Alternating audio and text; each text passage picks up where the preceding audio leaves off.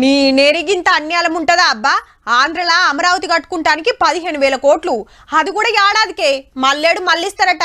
బీహార్లా రోడ్లేస్తానికి 26,000 కోట్లు. Centre budget లాగా రాష్ట్రాలకు ఇస్తున్న పైకం చూసి కడమోళ్ళంతా పరిశాన్ అవుతుర్రు అనుకోరాదుర్రి.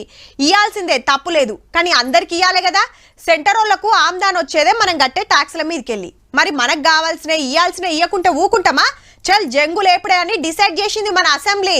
ఏహే ఎక్కడిది అసెంబ్లీలో ఖతర్నాక్ నడిచింది. సెంటర్ బడ్జెట్ లో తెలంగాణ గుండు సున్నా ఇచ్చిరని బీజేపీ తప్ప అన్ని పార్టీలు గరమైనాయి. అంతా మీ పుణ్యమే అంటే మీ పుణ్యమే అని పాత గవర్నమెంట్ కొత్త గవర్నమెంట్ కు నడుమ పెద్ద లొల్లి అయ్యింది. మోడీ గారు పెద్దన్న లాంటి వారు బడే బాయ్, నేను చోటే బాయ్ అన్నారు అధ్యక్ష. అన్నాదమ్ముల అనుబంధం మంచి అద్భుతమైన సినిమా పండించిన వేదిక మీద ముఖ్యమంత్రి గారు.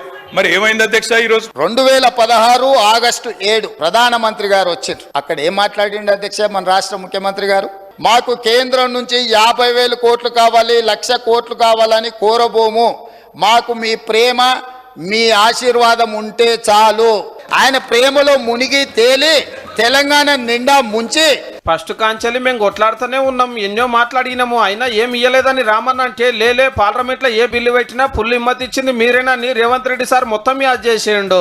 ఎక్కని కొండలేదు మొక్కని బండలేదు అన్నట్టు ప్రతి విషయంలో ప్రతి ప్రాజెక్టు విషయంలో జోగినపల్లి సంతోష్ కుమార్ గారు ప్రత్యేక విమానం వేసుకొని రాజ్యసభలో పాల్గొని ఆర్టీఐ సవరణ చట్టానికి ఓటేసిన మాట వాస్తవం కాదా? అధ్యక్ష రామ్నాథ్ కోవింద్ గారి ఎలక్షన్ గురించి చెప్పారు. అవును సార్, ఎస్. ఒక దళితుడు రాష్ట్రపతి అవుతుండంటే మేము అండగా నిలబడ్డాం. ఎస్. మీరా కుమార్ గారు దళితురాలు కాదా? తెలంగాణ రాష్ట్ర సాకారాన్ని నిజం చేసిన మీరా కుమార్ గారికి మీరు మద్దతు ఇవ్వాల్సినటువంటి అవసరం లేదా? 10 సంవత్సరాలు అన్యాయం అయినప్పుడు కేటీఆర్ గారు ఇదైతే చెప్పారో పోయి ఢిల్లీలో ధర్నా చేద్దామని, ఈ 10 సంవత్సరాలు ఎందుకు చేయలేదని. సెంటర్ బడ్జెట్ మీద మాట్లాడమంటే మా ఏలుబడి సూపరు కేకాని ఊకుకే పాతపాఠం చదివిండు కేటీఆర్ సారు. నెంబర్ 1 స్టేట్ చేసినాం. తలసరి ఆదాయంలో పేదరిక నిర్మూలనలో అగ్రభాగం నిలబెట్టాం. రాష్ట్రం దివాలా తీసింది. దివాలా తీయడానికి వాళ్ళ అసమర్థవంతమైన 10 సంవత్సరాల పరిపాలన దాదాపుగా 70,000 కోట్ల రూపాయలు మీరు చేసిన అప్పులకు మిత్తిలు కట్టి ఈ రోజు నడుము వంగిపోయే పరిస్థితుల్లో రాష్ట్రం ఉంటే ఆ నిజాలు చెప్పొద్దంట. లోపల క్యాన్సర్ ఉండాలి, ఎయిడ్స్ ఉండాలి, కానీ నేను మంచిగా ఉన్నా, ఎర్రగా బుర్రగా ఉన్నా, నాకు పిల్లని అండి పెళ్లి చేసుకుంటా అని అబద్ధాలు చెప్పి ముంచాలని చెప్పి వారు సూచన చేస్తున్నారు అధ్యక్ష. అటుకెళ్ళి బీఆర్ఎస్ ఎమ్మెల్యే లేచి గడుకోపారి స్పీకర్ సార్ ముంగటికి వచ్చి లొల్లి చేసిండ్రు. కౌశిక్ రెడ్డిని మీరు ముంగల పెట్టి అర్పిస్తున్నారు. పాపం ఆయన హార్ట్ అటాక్ వచ్చేమని అయిపోతే ఏమవుతాడు ఆయన? ప్రసాద్ సార్ ఎంత చెప్పినా మళ్ళా గదే గడబాడు. ఇంకా అదే అహంకారము. గుండు సున్ను వచ్చినాక కూడా బుద్ధి మారకపోతే ఎట్లా అధ్యక్ష? ఏదో మాట్లాడబోయి బర్త్డే నాడు గిట్ట ఇరుకపోయిండు రామన్న. పార్లమెంట్ లో గలం విప్పండి, కొట్లాడండి. రాజ్యసభలో మేము కూడా 4 ఉన్నాం, కలిసి వస్తాం. రాహుల్ గాంధీ, సోనియా గాంధీ గారు, మల్లికార్జున్ ఖర్గే గారు మా ఎంపీలతో నాడు దీక్ష చేస్తుండు. నీ రాజ్యసభ ఎంపీలు ఎక్కడున్నారో ఒకసారి లెక్క పెట్టుకో. విలీనం కోసం ఇల్లు తిరిగి చీకట్ల అందరినీ కలిసి వచ్చి కౌగిలించుకునే ప్రయత్నం చేసి 2 పార్టీలు బీజేపీనే టార్గెట్ చేసే వరకు ఆ పార్టీలకి వెళ్ళి మహేశ్వర్ రెడ్డి సార్ లేచి మాట్లాడిండు. 80,000 కోట్ల రూపాయలు ఆన్గోయింగ్ ప్రాజెక్ట్స్ నడుస్తా ఉన్నాయి. 9,50,000 కోట్ల రూపాయలు గత 10 సంవత్సరాలు ఇచ్చినటువంటి సందర్భం ఉన్నది. అట్లనే గీ సవాల్ చేస్తే అటుకెళ్ళి జవాబు ఇచ్చిండు మంత్రి పొంగులేటి సారు. నిజంగా కేంద్రం మాకు సపోర్ట్ చేస్తారని భావిస్తే మీరు మొన్న గెలిచిన 8 మంది రాజీనామా చేసి ఎంపీలను మళ్ళీ గెలిపించుకోండి అధ్యక్ష. మీరు చేసి మీ నిరసన తెలియజేస్తే కేంద్రంలో అధికారంలో ఉన్న మీ పార్టీ దిగొచ్చి తప్పకుండా ఈ రాష్ట్రానికి నిధులు ఇస్తుంది. అంటే ఇంకా సీఎం సార్ కు హరీష్ రావు సార్ కు నడుమ కిసర బసర నడిచింది జరసేపు.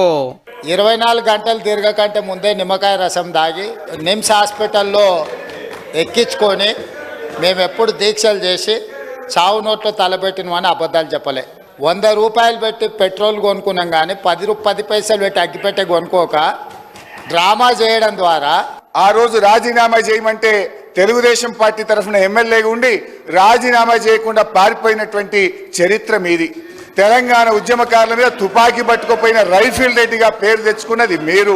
ఏహే ఇదంతా కాదు, తెలంగాణ కావాల్సినవి రావాల్సినవి తెచ్చుకోవడానికి ఢిల్లీకి పోదామని ఈ సవాల్ చేసిండు రేవంత్ రెడ్డి సారు. ఢిల్లీలోని జంతర్ మంతర్లో ఆమరణ దీక్షకు మొత్తం మంత్రివర్గం కూర్చోండి సార్, మేము అండగా ఉంటాం. తప్పకుండా జంతర్ మంతర్లో ప్రతిపక్ష నాయకుడిగా చంద్రశేఖర్ రావు గారు, సభాపక్ష నాయకుడిగా నేను తెలంగాణకు నిధులు తెచ్చుడో అవసరమైతే సచ్చుడో తేలుద్దాం.